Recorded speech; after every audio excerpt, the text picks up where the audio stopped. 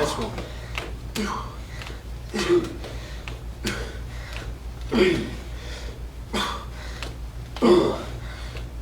This is Tony Racanelli and Eddie Shepard coming to you from United States of Fitness in Boynton Beach with another chronicle of a madman's method.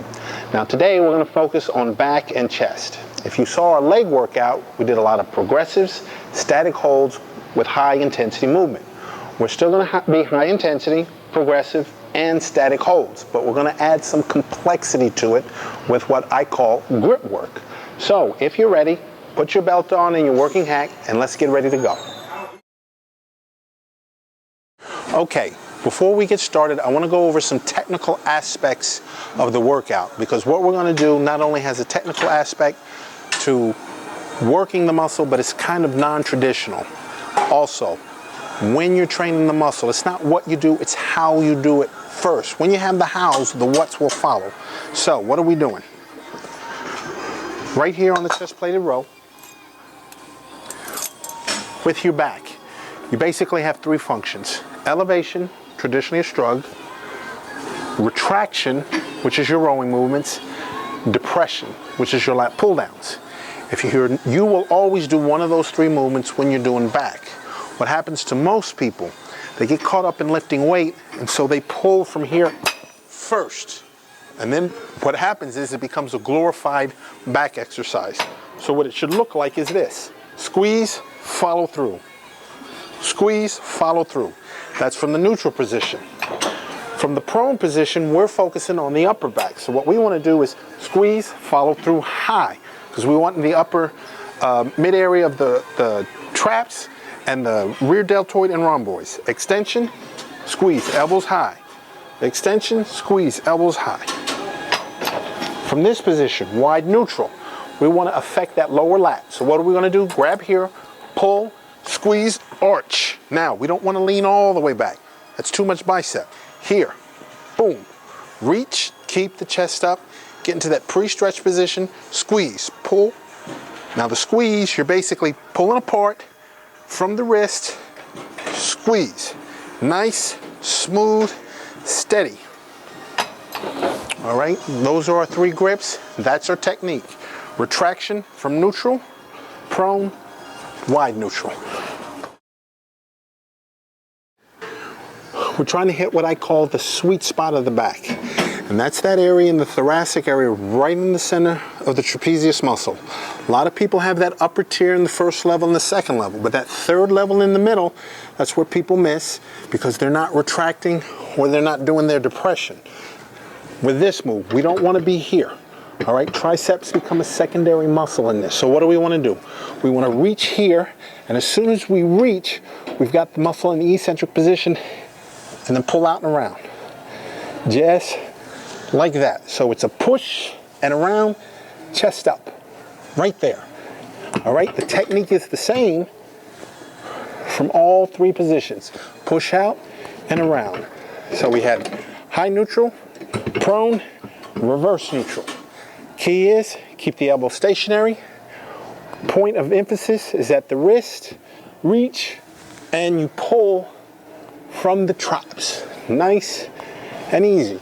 Now, if you do this correctly, it's going to feel like pins and needles right in the center of your traps near the vertebrae, and it will work its way out to your traps, your rear delts, your upper shoulders, and at the peak of fatigue, you may feel it in your triceps a little bit, but if you're feeling it in your triceps in the beginning, you're pulling from your pec. If you're feeling it a lot in the lat, it's because you dropped your chest and now you're pulling from the lat. Keep that chest up. For this particular technique, we're going to stand. As far as the form and the technique, it's no different than the chest plated row.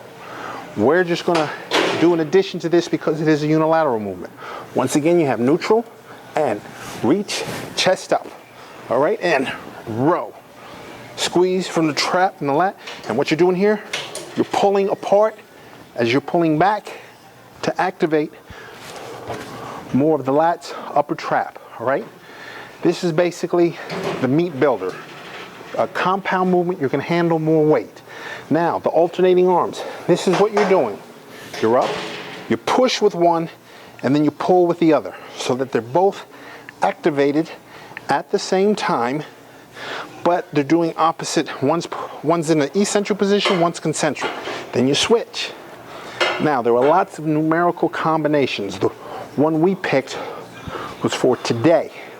We have other things that we do from alternating arm position, all right? And then once again, here. Technique will still be the same, even though the grip, you push with one, pull with the other. And then when we did dead stops, key is, it's a power lift, big pull, let it down easy. Big pull, let it down easy. Still retracting, still contracting, keeping your chest up, and you're only rotating as you need to set it down. Basically, you have to think of this as 10 sets of one. Each rep is to be done as an individual rep, not a cumulative as you're trying to use speed or momentum. It's one and down. That's why we call it a dead stop. Two and down. All right, let's go to the last one. I've seen a variety of techniques used for this. Here's the most common one I see. Feet wide from here, all right? The problem is with that feet wide, you can still work the lats, but people have a propensity with those wide feet, start getting the hips into it. The next move I see, they usually have their feet wide, but they're here. Okay, after you get about 90 degrees at the elbow, it's more bicep. You're not getting a lot of lat, and then what happens? People start standing up. This technique I'm about to show you, I call a Johnny D special because I learned it from John Defendis. What we're going to do is we're going to get the best of both those exercises. First, feet together, knees slightly bent, and we're not going to move from the waist down anymore. So get into extension, reach, stretch. So you feel the stretch in the lower lat. Then we're going to drag the bar. What's a drag? Pull low, around, while simultaneously arching. And if you do this correctly, you're going to feel the lower lat contract initially, and then when you get here into the pelvis area, you're going to feel the erectors and the lats squeeze, and you're going to feel tension. Reach, once again, stretch. A lot of people stop. Don't shorten the movement. Elongate it. Because if you do this correctly, you want it to work its way all the way up into your upper lat so that by the time you're done with your sets, you should feel like your lats are actually wider. And then you'll know you're there because you feel like you have a ginormous cramp in your lower back. This is not an exercise that you're going to need to do a lot of reps on, and you're probably not going to do a lot of sets. This is a great finishing exercise for back.